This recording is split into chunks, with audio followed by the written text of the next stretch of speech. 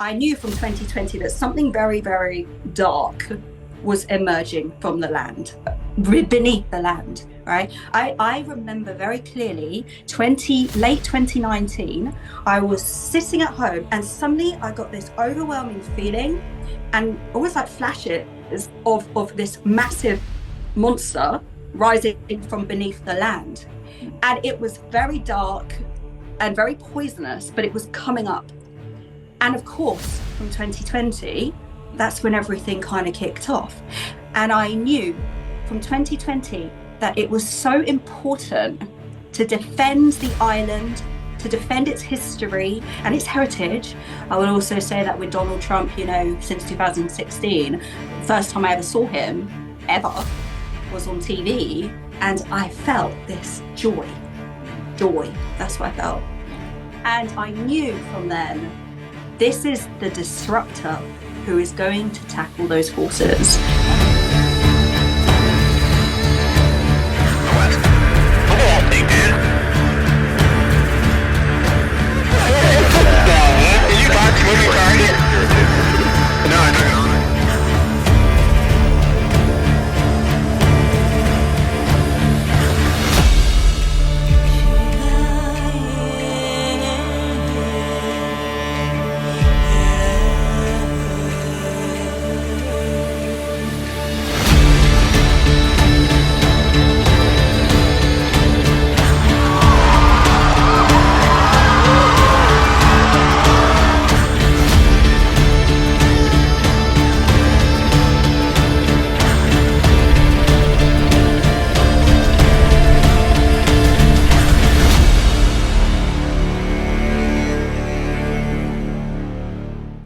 Hi everyone, and welcome back to Mystic Gateway Podcast. First of all, I just want to say thank you for the massive response I'm getting from people and the really encouraging comments and things like that. So if you want to comment, do so underneath. This is going to be a really good show. I think this is going to, I don't want to say it's going to ruffle feathers, but it's a conversation that needs to be had.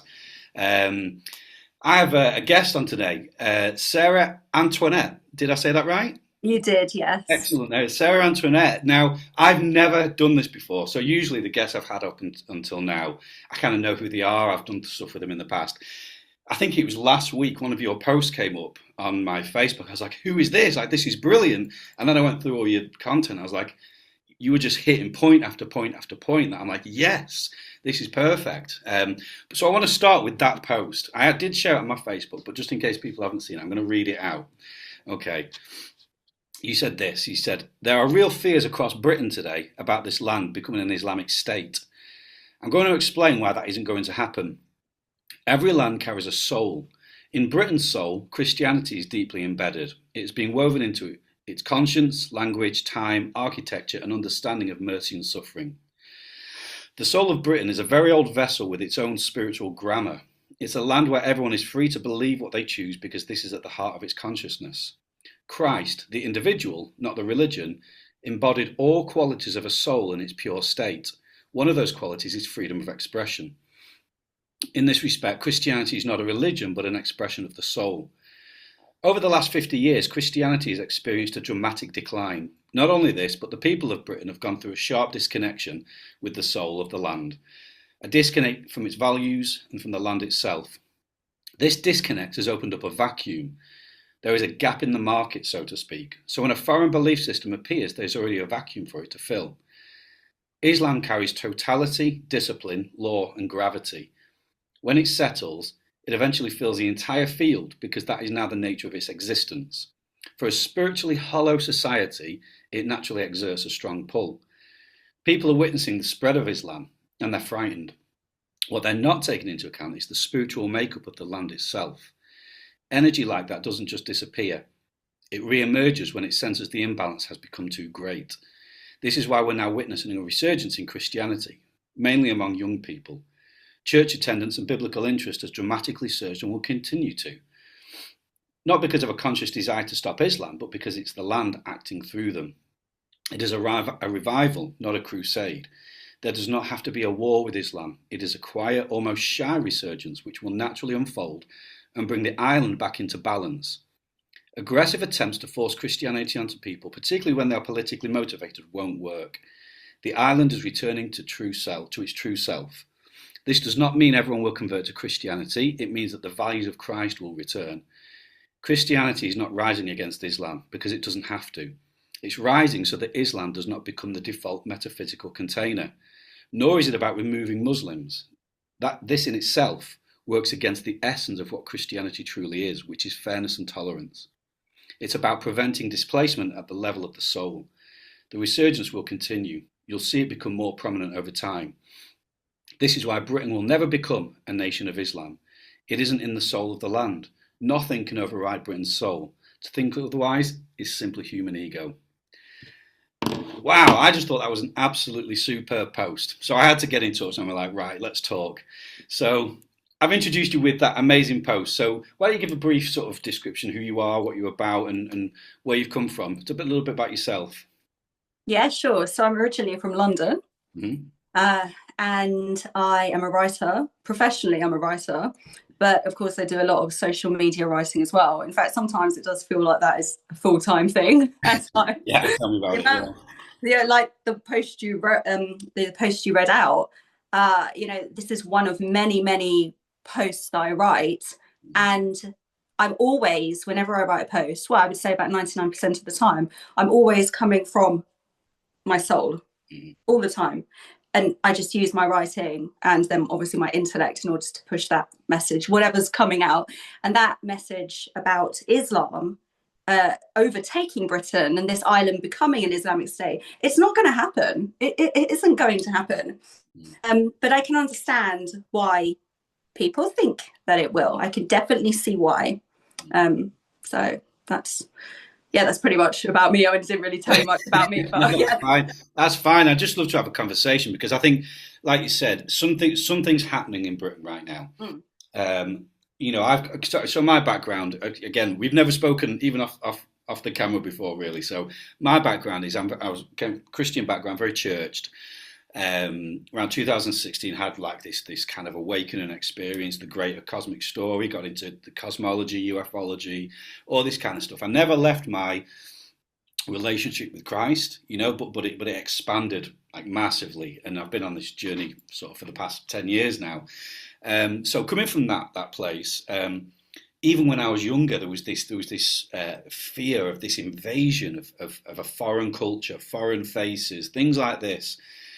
And it does get into race issues, which we'll get on in a moment, because I've seen some of this on your page as well. But your post just strikes at the heart of that fear, because there is nothing to fear, because there is something mystical about these islands. And what I sense is that you pick up and you channel that energy, essentially the energy of the land. Could you describe that for us? Like, what do you feel? What is it? What does this sort of nation mean to you?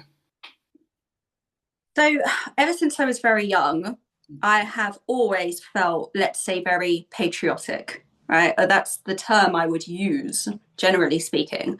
Going into a bit about me, I'm sure that, everybody can see that I'm not traditionally what an English person would look like, right? I'm mixed race. I've got olive skin, my hair is different, my face is different. And traditionally with English people, they look Northern European. So I grew up in a town in London where it was predominantly white. I'm so sorry to go into these like colour thingies. No, I don't like it. Let's do it. Yeah, it's fine. I don't like doing it, but I feel like I've been forced into this type of terminology now because of the situation that's been going on in this country and the world. So I grew up in a predominantly white area. Now, this area of London there was a lot of racism there, right? If you've heard of the National Front, they had marches there. This was not a nice area if you were not white. And some of my earliest childhood memories were racist memories, genuine racist memories. So I think I was about 6 years old, and one of my earliest memories was a boy spitting in my face and calling me I don't know if I can say this, but calling me a racial slur. Okay. So it's a very early memory. So I was introduced to it very, very young. And then obviously over the last 20 years, it all calmed down. People started to get along. You didn't really get much about racism. The whole far right thing sort of went to the back end. Right. So my point is that despite being made to feel from a very young age that I didn't belong, the connection I have with the land overrides all of that, all of it. And this connection has manifested in many different ways throughout my life. So, for example, when I was a teenager, my idol was Winston Churchill, right? Which is very unusual. You know, most of my peers, you know, they were interested in all the, you know, pop singers and musicians and everything. There was me going on about Winston Churchill, right, with my Winston Churchill book. And people thought that was very unusual because it was like, why is this girl, she's not even English, why is she crazy about Winston Churchill and, you know, World War II and the Battle of Britain and all of that stuff? So it's always been innate within me to have this very powerful connection to the land itself, right? But when you're growing up in London, and this is the point I want to make about London compared to the rest of the country, the energy of London is very different to other areas of the country. So the energy of London is very different to, say, the energy of Devon or Cornwall. Mm-hmm. In the West Country, you very much got let me call it the voice of Britain, right? The voice of Britain is exceptionally powerful in the West Country. It has retained that. And now it could be because, you know, this is where Glastonbury is, right? This is where Stonehenge is. This is where Woodhenge is. There is so much history here where the ancient history has been preserved. London being a massive metropolis, it's very, very different energy, right? So you've got everybody's energies because, as you can probably tell, I'm very, very sensitive to energy, human and land, right? So this feeling that I get, even when I was in London, I could still feel it. I've always been able to sense the direction that the land is going in.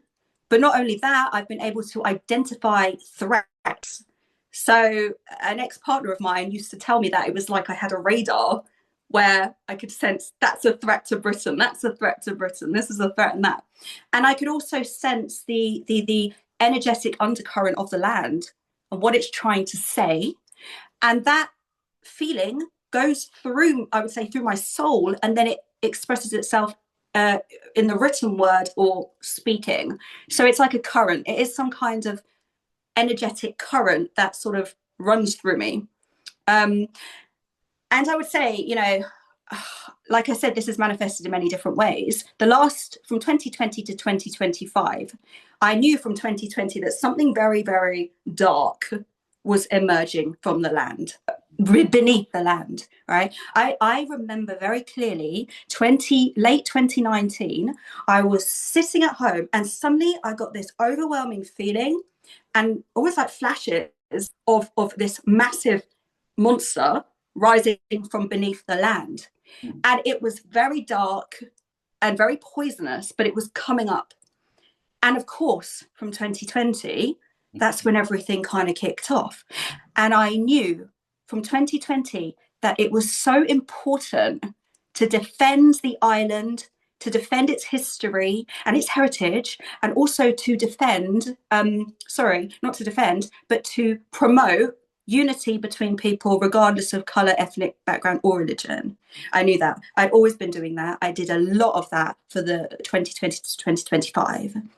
Another concern I had was that if this problem that was emerging in 2020, you know what I mean, when they were going on about, you know, Britain was evil, Britain did this, if you're white, you're a demon, right? That's what they were doing. Yeah. And you could see very clearly that if this continued the way it was, what would happen?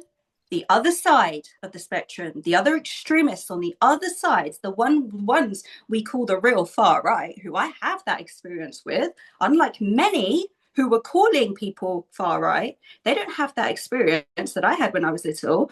I knew that that would bring them out into the open.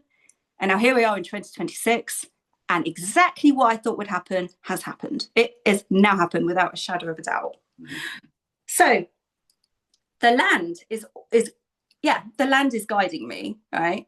Because I speak in, you know, the audience I'm speaking to is very much on a political and social level as well. So the terminology I use, I feel like I have to be quite specific with my terminology, because if I start speaking too much in the esoteric language, people are going to be like, what? Because right, the spiritual, as you know, and the political, one is up there in the next dimension and the other is way down there, right? So you might as well be talking totally different languages. So you've got to obviously be able to speak in that language, even though we're all speaking English essentially, but you've got to speak in that language, because if you speak too much out there or too much down there, people are not going to understand what people are saying, you know. So yes, to answer your question, that feeling is something I've always had. Is never guided me wrong, never.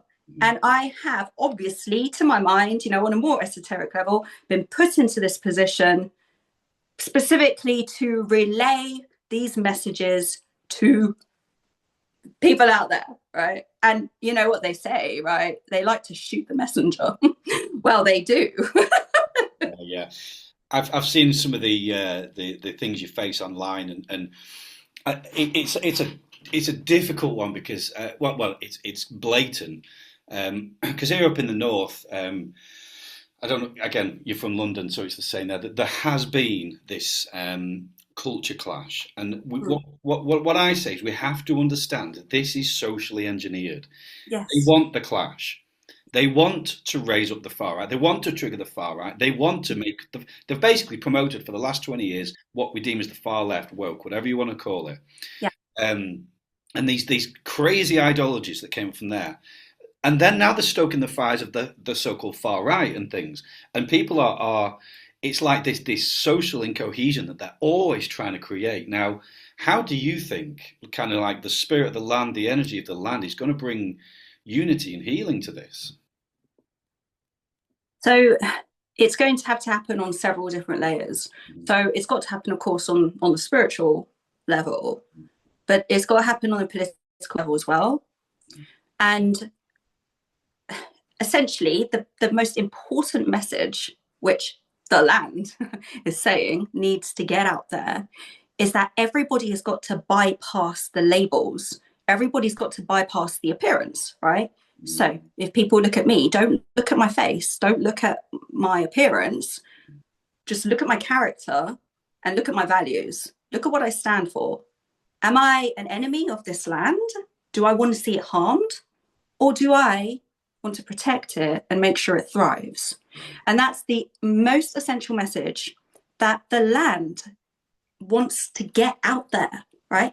Forget the color, forget the religion, right? I know, okay, I'll come back to Islam, but forget the color, forget the religion, forget the DNA, forget the ethnic background, and just look at the human being. That is so important, because these divisions rely on labels. They rely on the labels. And when the labels are given power, as they have done, because look at the hatred and the aggression from all sides, that is when the soul of the land is being pushed back. The soul of Britain needs people to understand that the appearances mean nothing. It is literally about the values. It is about the human being. That's what it's about. Now, I thought that this was obvious, right? I thought, well, there's no way of course, everybody's going to know this, right? I don't need to say this. But oh my gosh, I'm shocked by the fact that I do have to say this. No, I have to keep saying this over and over again, because how easy is it for so many people to fall into that trap? I hate that lefty.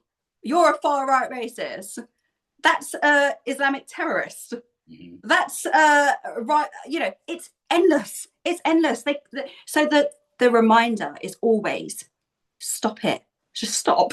Yeah. Right? Yeah. And recognize what really matters here. What really matters? Do you really care about the land?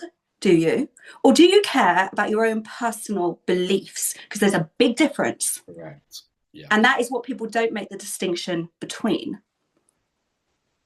Right. Yeah, absolutely agree. And something that was just coming to mind there was one thing I love, and I don't know where you stand politically. You don't have to tell me or anything like that, but we're watching a political revolution in real time here in the UK. And you know, Reform are winning all the polls. That, you know, Labour is just collapsing. Tories have just disappeared. It's like this one horse race at the moment, and they seem to be embodying, in my opinion, in a political way, what you're saying. And one thing I love about them is one of my favourite people is that Zia Yusuf, who is a Muslim, a British Muslim, and he is doing exactly what you're doing, exactly what you're saying. It's like his skin, his religion is irrelevant. There is an energy in this land that he's feeling like he wants Britain. He wants the Britain that we know and love. And he wants to remove the threats. He wants to deal with the issues that we've had for the past 20, 30 years that have got so bad. Whole cities and towns have literally been displaced now. Now, this is not, like you said, this is not about Islam. I mean, there we go. He is a Muslim who is connecting to the same energy, I believe. But the social engineers, shall we say, the ones, the parasites, as I like to call them, they're engineering this to basically weaken us. Again, you don't have to say, it's none of anybody else's business where you are politically, but do you have a perspective on this? Yes, I believe Reform will win the next election. I did predict this about a year and a half ago, and I actually wrote an article on it, that Nigel Farage would be the next prime minister. At the time, Reform was still kind of treated like a joke party by everybody. But I knew, yeah. I actually wrote to him because I was like, this was before he joined Reform, and he had not wanted to go back into politics. And I wrote to him and I said, I think basically it's time for you to go in. Right? And he said, well, for as long as we have PR, which is proportional representation, there's no chance of breaking the two-party system. I was like, no. It is time to break the two-party system. That's what I thought. I was like, it's time. And then, a couple of months later, he went back, which showed that. Now, here's the thing about Nigel Farage. We're going to political stuff as well. Okay, right? it's all good. Yeah, it's fine. Okay. And I know this will offend people too, but the truth must be spoken. So Nigel Farage, I have noticed, is very connected to the land too. Yeah, there's no doubt about it. He has been associated. See, this is the thing. I can look at the whole labels thing, which makes it easier to. You look at the people in the public eye like archetypes. You don't see them as personalities, right? Like what they do with Donald Trump or what they do with Nigel Farage or whoever else. You're not looking at the appearance or the personality. You're looking at the archetype of the person. What does the person represent? Nigel Farage has a very strong connection to the land of Britain. Very strong. Oh, he does. Yeah. They have associated him with far right, racist, all that, whatever. But if you look at even at the history of him, when he had, what was he? He was a Tory originally, and didn't like them. Then he had UKIP, didn't he? Right? He had UKIP. Now, people smeared UKIP as a racist party. Now, my opinion is UKIP today is a racist party, right? Well, since he left, it's pretty bad. Yes, it's just, oh my God, right? He left. But people, do they know why he left UKIP? Do people know why he left UKIP? He left UKIP because it was swinging too far to the right, because it was becoming very, as they say, anti-Islam, right? Anti-Islam. And Nigel Farage, this is the interesting thing about UKIP, right? We have a real far right out there, very nasty people, come across them all the time. And, you see clearly the difference.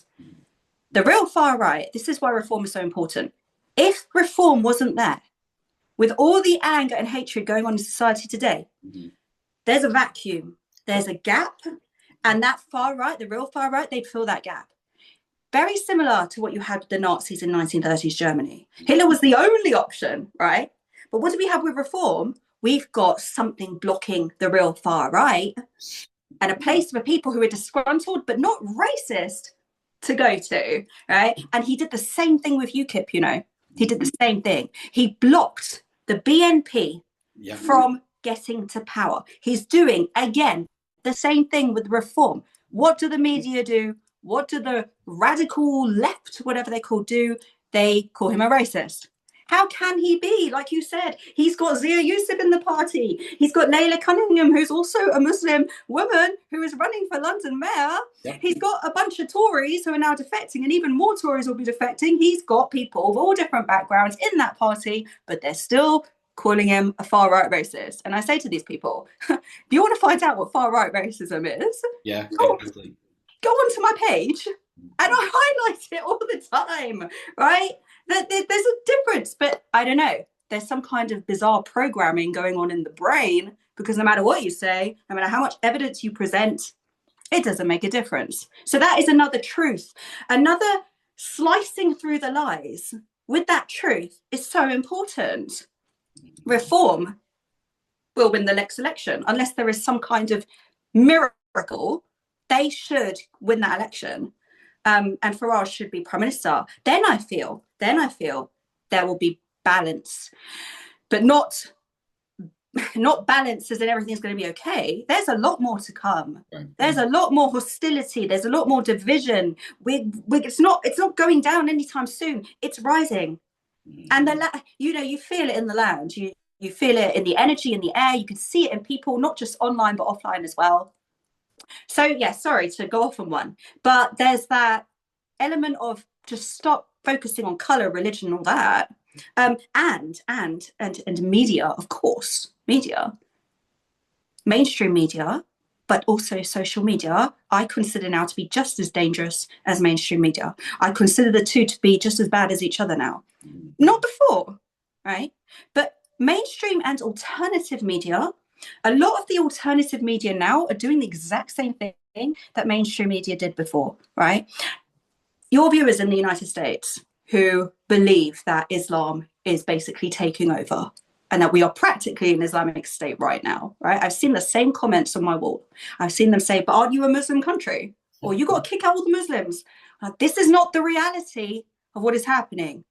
And the reason that they believe it is because very selective media is being shown by people who have got a very specific political side. Now, the question is, how is this any different to what the mainstream media have been doing? The alternative medias, those who claim to be of the people, are pulling the exact same tactics. And the worst part is they're not remotely monitored, so they just get away with it, and then you get a lot of riled, angry people. I want to point this out as well. I used to present for a channel on YouTube, which was, I suppose you could call it a right-wing channel, right? This was back in 2023. And at first, it was about, I could say what I wanted. I was defending Britain. I would defend Britain's history. I'd say, look, we've got to be proud of this nation, everybody. Forget about all these silly divisions we've got going on. I left that channel in 2024. I left that channel and I told them why. And I said to them, the direction that your channel is going in, I don't like it. I said, because I feel that this isn't so much about truth anymore. This is not so much about bringing unity and tackling the darkness as we see it. This is about riling an audience and appealing to a certain demographic. That's what it was about. Right. So I quit, right? And that's what I mean by alternative media doing the same thing. And I say to your audience, I say to them, be very, very careful about the alternative and social media you consume now, not just the media, because you've got two heads of this dragon now, right? You don't just have the media, you've got social media and alternative media. And when this is key to finding out how you know when you're being manipulated, because when that news brings out feelings of rage, anger, disgust, yes, all those emotions, you can guarantee that you are being manipulated in some way.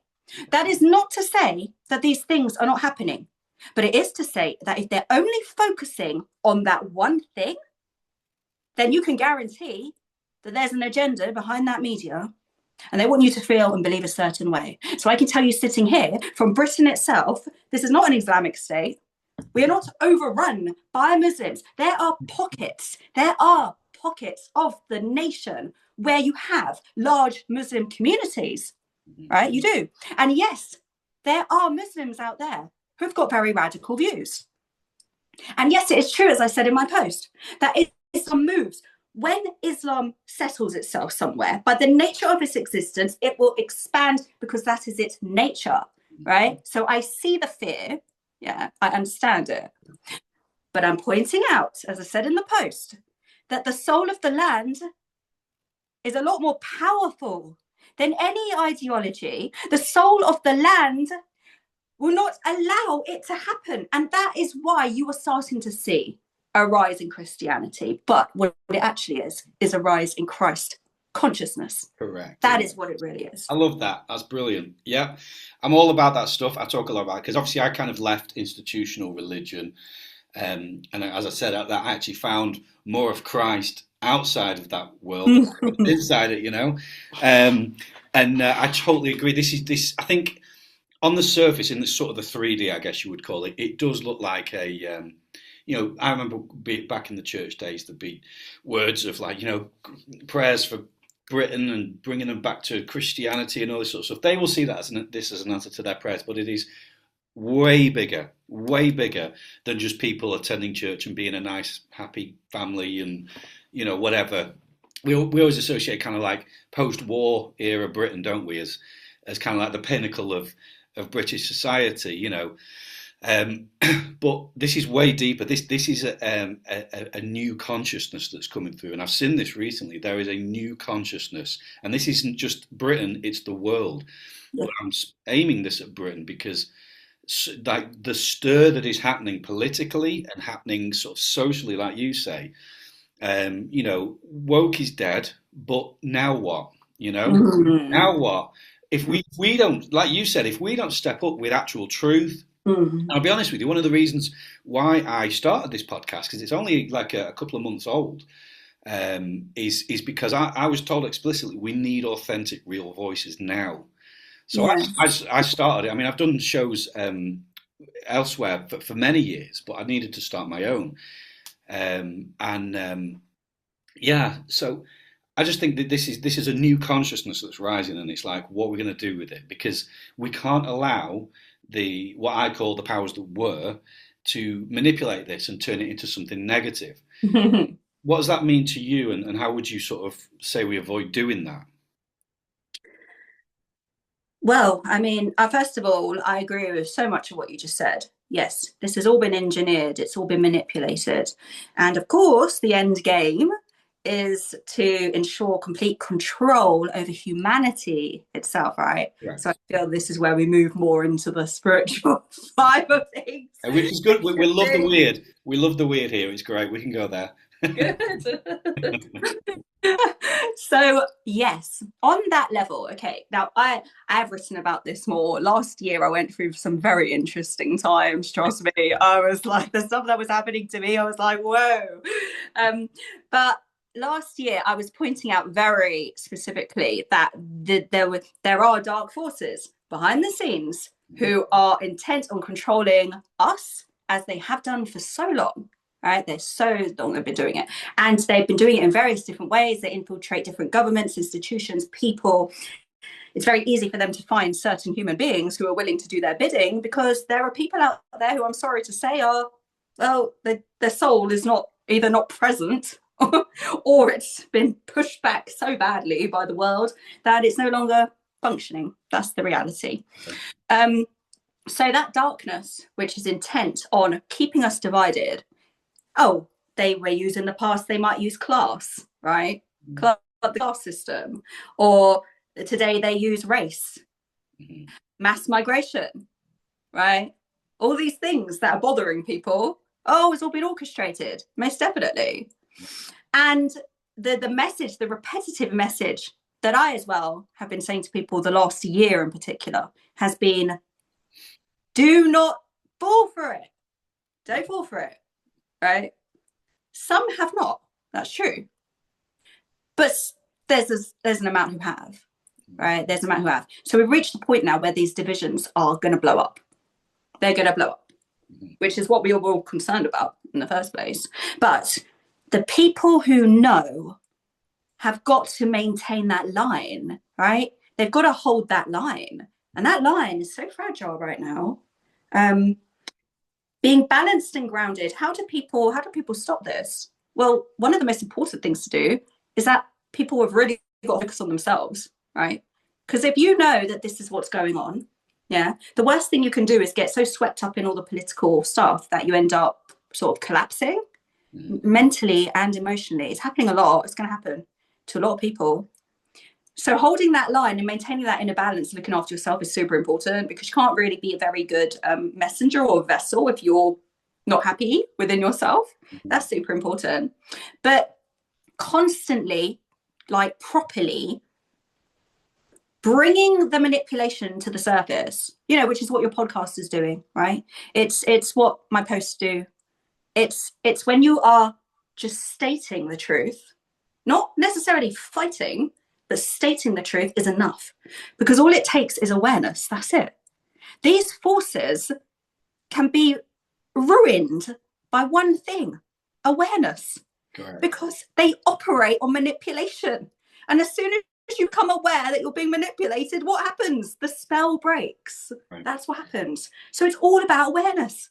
So someone could go away and watch this episode and go away from it and think, oh, I see something. I didn't see that before, but now I know. And therefore, when you see the manipulation, you'll be like, oh, no, I know what you're doing. That's all it takes. Awareness, that's it. That's the way to stop it. Perfect. Very well said. And I think that's what the events of 2020, which this goes on YouTube, so we probably can't say things like that. The events of 2020 that I think you've alluded to before, that was like a catalyst to show people, like, this is what we're facing, like, this is what they can do, and how they've manipulated society. I mean, I saw good people turn into not very good people out of fear because they were scared.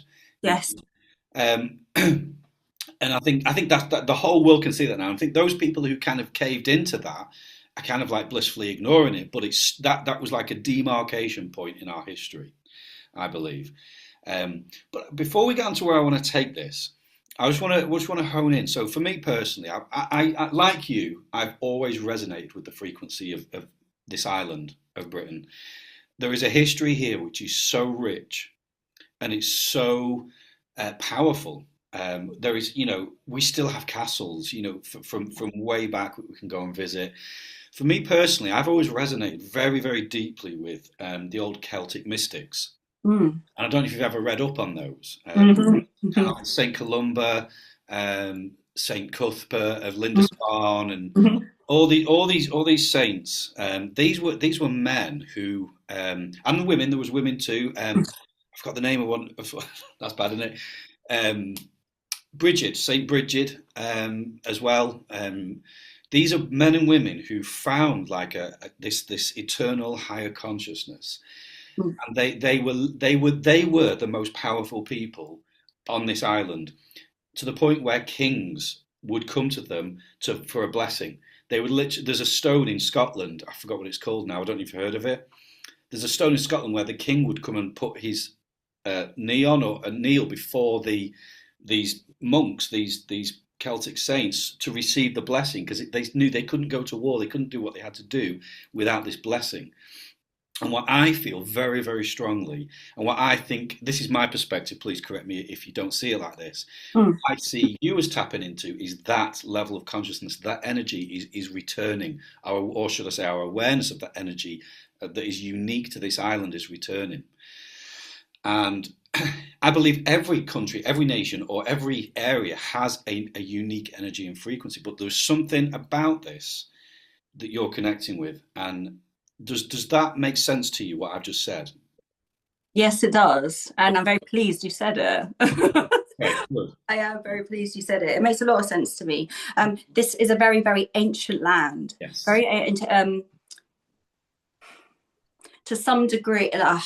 I mean, the ancient history of Britain is something I delve into a lot, and I write about it a lot. Right? I've been writing about the ancient kings and queens of Britain. There's a book that I can thoroughly recommend to everybody. It's by an author called Richard Simonian, and it's called The Kings and Queens of Britain, very recently released. Absolutely fascinating. I'd encourage anybody to read it. I've been reading it, and it tells you about the history, which we're not really talked about the ancient kings and queens of the island, right?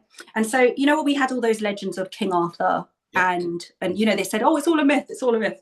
Was it though? I don't think that for 1 minute. I don't think that for 1 minute. No, it wasn't, right?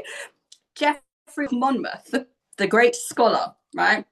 When he was writing at the time, and for many hundreds of years, his work was considered fact, historical fact.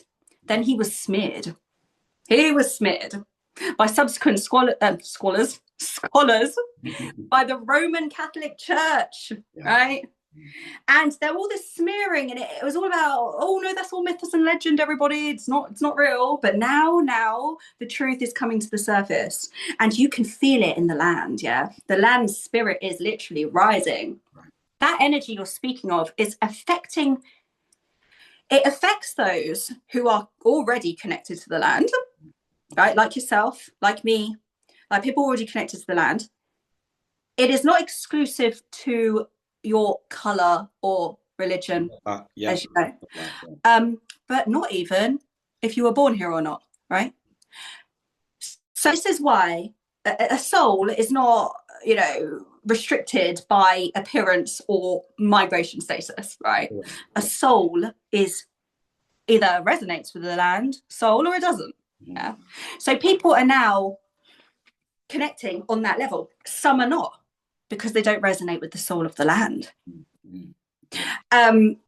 So this energy that's coming through is coming through in many different ways. Now, though, I have noticed this Christianity and the resurrection of Christianity, the emergence of Christ consciousness is affecting people. Have you noticed that there are more and more, let's call them street preachers, Christian street preachers, who are quite young as well? Young ones, and it actually, and they're like hallelujah, right? And they're out in the streets and they're preaching, and there's a youth to them, and this is very new. This is a new phenomenon, right? It's because you could say, yes, the Holy Spirit, as they call it, has gone into them, and they are now being guided to promote that energy across the island.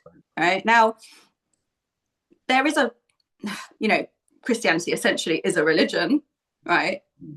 There can be, as with all religions, a fundamentalist aspect to it, right? Where it ceases to become a message of the source and the soul of God, and it becomes instead a tool for control. That does happen. Yeah, absolutely right. Yeah. And sometimes you might get that with some of these preachers, right? But you're dealing now with another religion, and I want to make the distinction between Muslims and Islam. There's a very, very big difference, right? Individual Muslims can be wonderful people, right? Islam as a,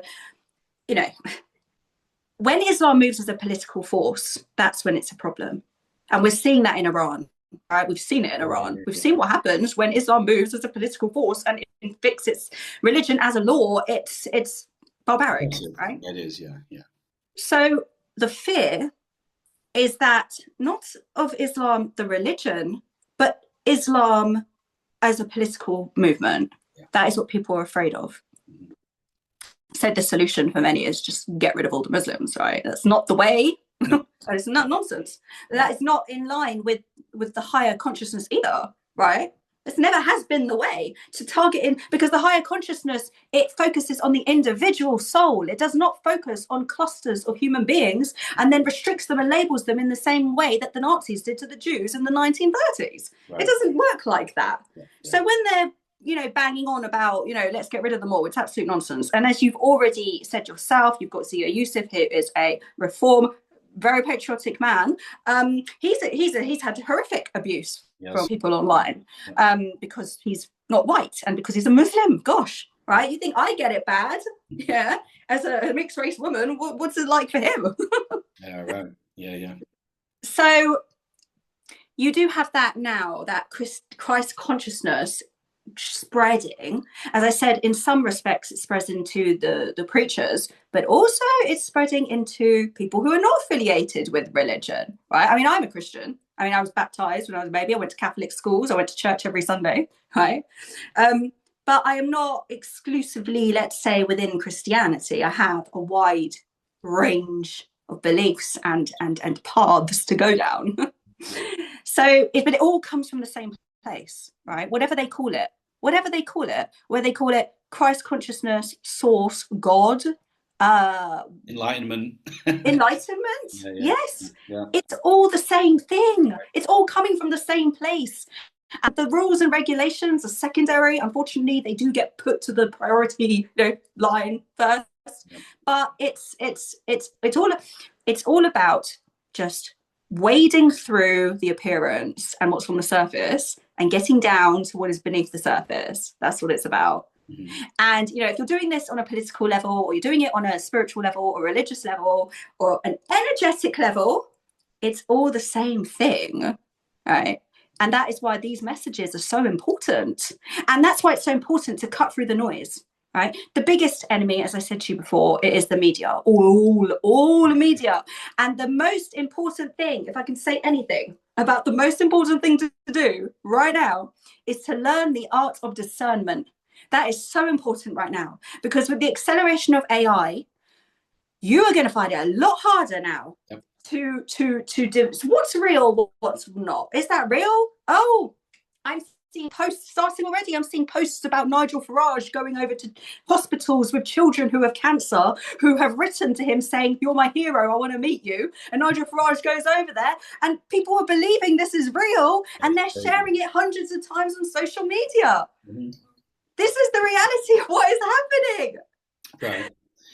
Yeah, no, absolutely. And yeah, with the technology, I think in mystic circles they call it cardionosis, which is where your heart, it says that your heart knows all things. And so we need to get out of this and get more into this. Loads of people are talking about this now in the circles I dabble with. For the final section, Sarah. So this is like one of the main points I wanted to come to. So as I explained to you, I've an American audience. I have lots of friends in the States. Social media and one of the aspects of what I see happening at the moment, and I'm going to say something now, and it's just a throwaway perspective. Okay, so you alluded to it before. You explained how Nigel Farage was leaving politics. He got us out of the European Union. That was his life's mission. We had Brexit, and as a side note, I was a Brexit voter. Okay, so was I. Okay, fair enough. That's cool. Yeah, just because national sovereignty is important, I think governments should be responsible to the people, not to Brussels. But that's a side issue for now. He's achieved his goal. He'd won, and he could just retire. But he was going for a job for Donald Trump, if you remember, at the time of the last election. And everyone was like, "Oh yeah, you're abandoning us now, Nigel," all this sort of stuff. I think that's when you said you probably wrote to him. And he was going for this job with Donald Trump. Anyway, he comes back from America and goes, "Okay, that's it. I'm going to run as an MP with this reform." Now, my dad, I'll give him credit. My dad first spotted this. What if, right? And it is a what if, but I do believe this, that the job that Donald Trump offered Nigel Farage was exactly what he's doing now. And when he becomes prime minister, and it's all looking that way, that is going to be the rescue operation for this nation. That what Trump is building in America, there's going to be a connection through what Nigel Farage is bringing. The establishment is taking a kick in right now. I mean, every opportunity he gets, Donald Trump is kicking Labour and Keir Starmer. Every chance he gets. Every decision they make is just a mess. Everything's an absolute mess right now. And I'm of the opinion that Farage he's not working for Trump, but he's been uniquely positioned, and he's got the backing of whoever Trump is working with. And I think that we're about to see a wonderful political movement in this country. And what do you think of that? I think your intuition is correct. I do. Yeah. Because Donald Trump and Nigel Farage, they were friends before, right? But as soon as you saw them together, you could see that they had a similar there was a similar energy between them. They had that connection. I'm not even sure if they're both aware of that connection, but there is this deep connection between them. I would also say that with Donald Trump, since 2016, first time I ever saw him ever was on TV, and I felt this joy. That's what I felt. Yeah. That's controversial. But, some people are like that, but we don't care. But I felt real joy. Yeah. And I knew from then, this is the disruptor who is going to tackle those forces. Now that is, some people say, no, he's part of the establishment, or no, he's a really bad man. I don't feel that. I think he's got a very challenging task, and I think he's only human, right? And he can be subjected to human flaws, but ultimately his soul itself, that's a really good soul. Yeah. And by and large, everything he's done since 2016 has been to bring unity and peace. It has. The only reason there hasn't been that unity is because the dark forces with their medias and their puppets have all been attacking him constantly. If he'd been allowed to get on with what he needed to do, we probably already would be where we need to be right now. Right. So Nigel Farage, he has got that energy too. Is energy, as I said, is very connected to the soul of the land. Brexit, yes, we had to get out the EU. He dedicated his whole life to stopping Brexit. Nigel Farage is very much on the realm of balance of what this island needs. But look at what's happening to him. He gets smeared as well. But it's irrelevant because we can see what the reality and the truth really is. So I did say in a post I put up about Trump, I've actually got that as a pinned post, and that was quite popular with American readers at the time, you know. And I have to say this as well about the American audience who I've come across recently, the ones who obviously have turned up on my page. They're honestly so very genuine in the way that they come across. They don't have that same sort of reserved thing that we have, but they've got a real genuine authenticity, and you can see that what they say really comes from the heart, right? And it's a really lovely energy to be around when you're around that American energy of authenticity. And it because it's very connected to the soul, that's why. And so I said in that post that Donald Trump, I said, I wouldn't be surprised if somehow Donald Trump helped us get an early general election. I feel there could be an election as this year or next year, right? And I believe Keir Starmer will go this year. I think it will be this year, I think. But he's going to go. How an election would happen, I don't know. But I feel like Donald Trump could have something to do with it. And as you said, that once Farage is in, that will begin the actions made. What we need. Yeah. We need that. And that's one of the big points I wanted to make on this show, because I've been seeing this for a long time. Like, I kind of made an appeal recently on Facebook to my American friends, and it, you know, I got some pushback, which is fine. I don't mind that.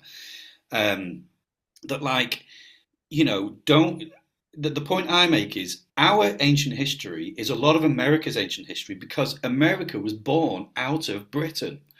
Yes. America as we know it today. Now, yes, a lot of people say, no, we left Britain to get away from the, you know, that situation, you know, the royals, that they're very anti-royal and things like that. And I get that. I totally get that. But on what we're talking about, on an energetic level, the soul of this land is still in them. And I speak to a lot of American people. They feel such a draw to, like, Scotland. They feel such a pull to England, like their heart and their soul is pulling them over here at the moment. And there is a reason for that, because of what's going on energetically, not just politically, but spiritually. You're absolutely right. I mean, on a physical level, yes, America, USA as it is, they have their ancestry from here, a lot of them. But not just that, they have our values. Right, that freedom, democracy, liberty. Right. Really want to make this point because I feel it's quite an important point to make. So I've done a lot of studies and wrote about the age of empires, you know, back in the, you know, 1600s, 1700s, 1800s. And as you know, and I'm sure a lot of your viewers know, Britain became the most powerful empire, and spread values all across the globe. Right, which was freedom, democracy, liberty, essentially, right, trying to civilize the nations, to bring them into the world, modern world. Now, when you look at the way that empires behave, or the way Britain behaved, you look at the United States today, it's absolutely behaving like an empire. Exactly. That's what it is. It's the eagle empire, which, interestingly, for anyone who's interested, was prophesized. It was prophesized. Ezra 4 Ezra, and they thought that related to the Roman Empire, but if you really look into it, you can see how it relates to the American Empire. It's actually refers to as the eagle. There's the eagle in the Bible, for Ezra in the Bible. Is that what you mean? Okay. And this is very, very interesting, because they look at the aspects of how the United States is behaving today. You know, there's a lot of anger about what Trump is doing. There's a lot of anger about what he's doing, but he's behaving the way previous empires behave, because that is what the USA is. It's become a very, very powerful nation. It's accumulating wealth, which is obviously what empires do. But here's the thing about empires. All empires have got an end goal, right? So with the Spanish Empire, it was to spread religion, right? This is to spread, well, the Spanish Inquisition was in my opinion, not real Christianity, considering what they did to people. British Empire was to spread civilization. Yeah. What is the Americans' number one value? It is liberty. Hence, they have a Statue of Liberty. That is what they value above all else. The freedom to be yourself, the right to bear arms, the freedom, the liberation. Now, what has Trump been doing since he took office? He has been liberating around the world, right? What has he done in Iran? Right? What's he done in Iran? He's helping them topple the regime to liberate the people. What's he done in Nigeria? He's gone after the Islamic State in Nigeria to free the Christians. What has he been doing with every single conflict in this world? He's been putting peace treaties, ceasefires, all of that. Yeah. That's what we do. Yes. Yeah. You're going to get people that are like, no, but this is wrong, this is wrong, this is wrong. But no. You've got to look at it from the outside perspective, the higher perspectives. If you were outside the world looking in, what is it he's actually doing? If you were, say, reading this as a book and you had all these specific pointers in there, right? That's very important. And this is why, as I said, I don't look at these personalities. I look at their archetype. I look at what they represent on an energetic level. And that's what he's doing. It's liberty. It's the spread of liberty. I understand the argument, but how is it liberty when they're doing this or they're oppressing this or they're taking over this? No. You've got to take everything into context, right? Everything's got to be taken into context. And don't forget, there are others out there who are also empires, China as well, Russia. Yeah. And here's another thing I'll leave everybody with. Years ago, I had a very, very strong feeling about Russia. And, back then, I didn't know practically nothing about Russia, right? I was always tuned into Britain, but I didn't know much about Russia. I always had this very strong feeling that one of the biggest threats to this island was Russia. I don't know why, and I don't feel it's come to pass, but I feel in the future we will see why that feeling came, that there is something about Russia, and I don't know if it's under Putin or if it will be who's after him, but there's something about Russia where this island, yes, we worry about Islam, and yes, we worried about the woke, and yes, we worry about the far right and all that. But Russia, I don't know. There's just something there. Level. Interesting. We'll keep that in mind, and it's something that because I do believe in prayer, I do believe in setting intentions and things like that. That what kind of Trump is spearheading essentially globally is to nullify every negative agenda for the planet. Because there was, if you get into the conspiracy side of stuff, I think I saw you follow David Icke. Am I right? Yeah, I do. So you're into your conspiracies, which is good. But I think, we can stop these things. I think, all the agendas, David Icke has been exposing this for decades and way ahead of his time, and I really value him for that. There were negative agendas. All the stuff that came out during the 2020 events was all a planned thing. It's not even negotiable anymore. Yeah. It was a planned thing. Yeah. But what's happened is we're not just us, but the masses are realizing, like, hang on a minute, we've got a problem here. There's this global self-proclaimed elite. The more we get this in our psyche, and when I say resist, we're not here to fight them. We're here to replace them. We're here to just create a world where they're obsolete. And I think that's what's happening. I think that's what Trump is spearheading. And I think Britain is going to take its place. Some of my American friends think Britain's finished. They think Britain's over. They think it's an Islamic state. And I just want to convey that message. That is absolutely not true. Britain is nowhere near finished. Absolutely not. I don't want to, dismiss anyone's concerns, but I do want to point this out, right? Britain is not finished. I'd say please be conscious of what media you're listening to. Even if you like the personality of the person, just be conscious of the message you're receiving and notice how it makes you feel, because your emotions are an indicator of truth, right? Britain is not finished. Britain is going through a rebirth. That's what's happening, right? And it's what the soul is woken up, and it is now spreading. And it is because this island, the energy of this island, ask yourself again, even if we're going to go back to a more, physical level, this tiny island once ruled big chunks of the world, right? Had a massive influence on the world. How did a tiny, tiny island manage to do that? Right? You're telling me that a tiny island manages to do that without any help from up there, right? Yeah. So this island is not finished. It cannot, because it is not the soul of the island is ultimately in control, and everything we're witnessing around us, the chaos, the fears, they are a part of this process. Yeah. And you know what? This is the important thing is that people don't allow themselves to get infected by this fear, because at the end, the result is going to happen no matter what. The result is going to happen no matter what. The soul of the land will triumph, of course. There isn't even a fight. There's no fight, you see. Right. Yeah. I said to you in my original post about Islam, I said, no, it's not a case where, you know, sometimes you get these political groups who go around waving their crosses, right? And it's just a mask for their own ethno-nationalism. Yeah, Jesus this, Jesus that. They couldn't care less about Jesus. Yeah. Oh, for God's sake. Right. No, it's nothing to do with that. It is about the fact that there is no fight, because true Christ consciousness doesn't have to fight. It simply has to be. It simply has to exist. And that is how you win, essentially, just by embodying it. Couldn't have said that better myself. That's absolutely. I think that's the punchline. That's the point we needed to get to there. We're not here to fight. We're just here to be. Yes. And embody what's coming in and what's waking up. And I'm going to make a strong statement that in America, I know you love your independence, and that's great. But we're not talking political here. I'm talking energetic. I truly believe America needs the energy that this land contains.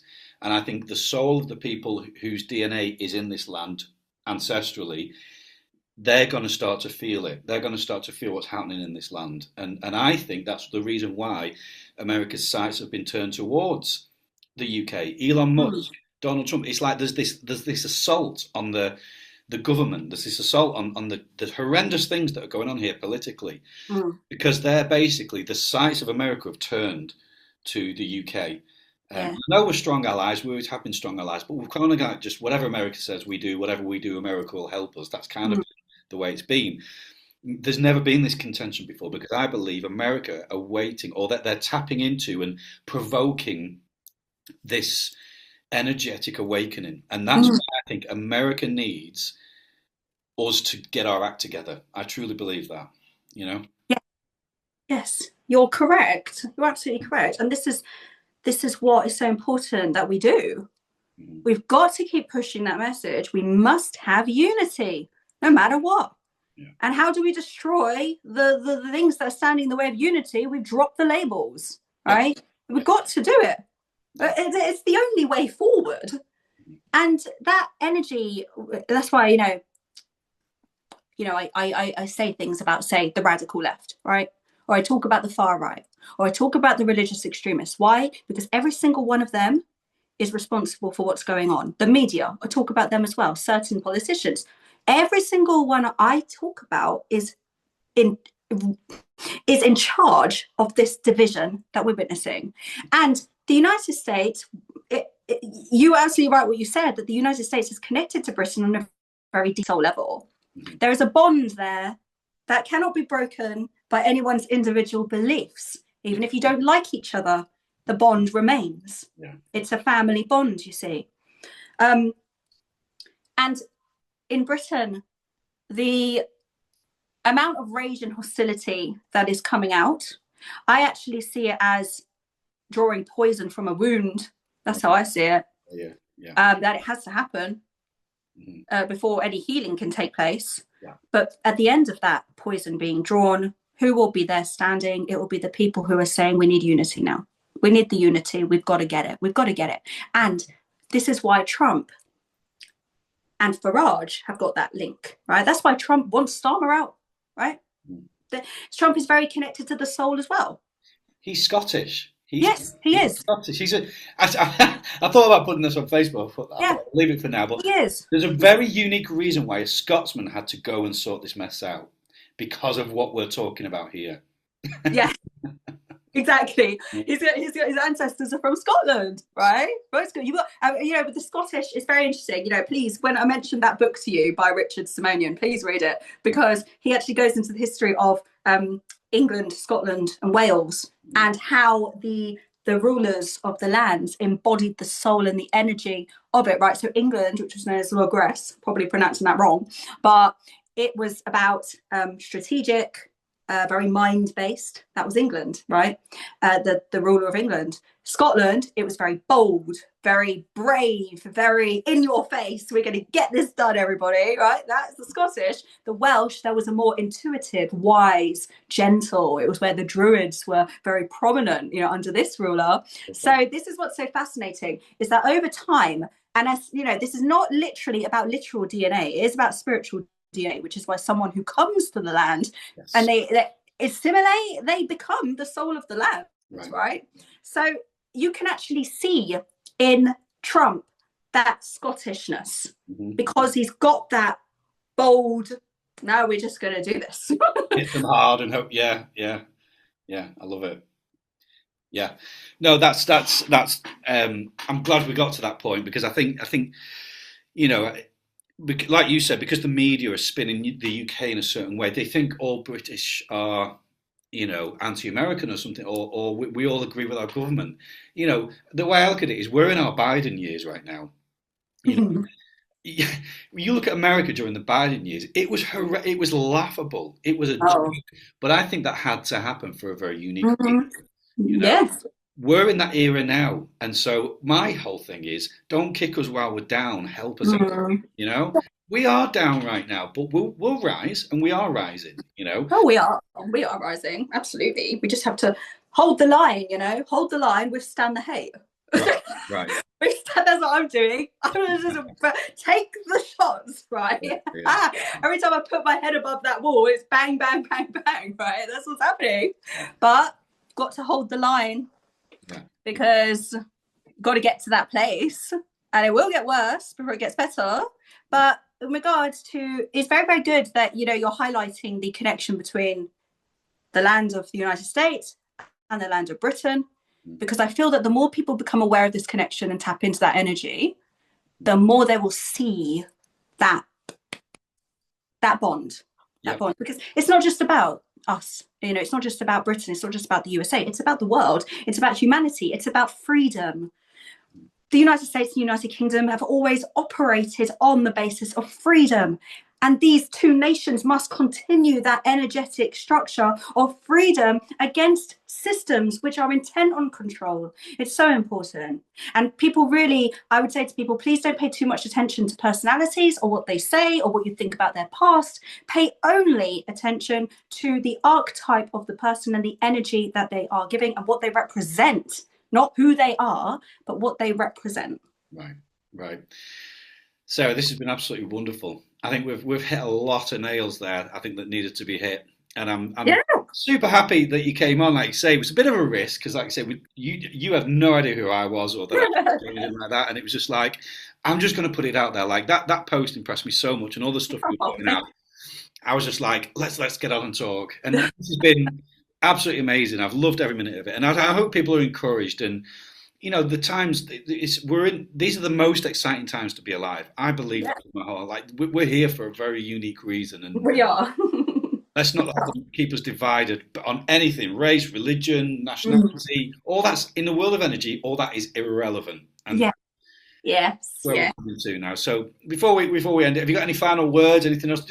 Where can people find you and look at your stuff? Have you got any? You say you're a writer. Where do you write? And tell us where to find you. I mean, well, some of my writing is like astrologically based, actually. But my main writing, I think, if people want to follow my train of thought and to learn more about what I'm speaking about, Facebook is definitely the place. Okay.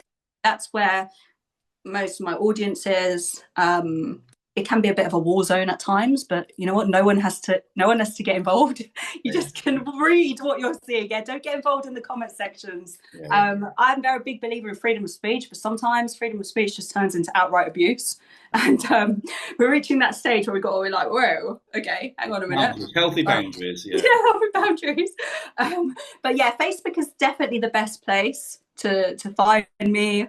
And I would say to people, no matter how bad it gets, no matter what chaos is going on around you or that you feel within yourself, just trust that everything is going to work out the way it's supposed to. And trust your true self. Watch out for all media, alternative and mainstream, and have faith, because essentially that is what will see people through. Bingo. Boom. Thank you so much, Sarah, and I hope to keep in touch, but I'll see you soon, and thank you for joining me. Oh, thank you for having me. It's been amazing. Very welcome. Speak soon. Bye-bye. Speak soon. Bye.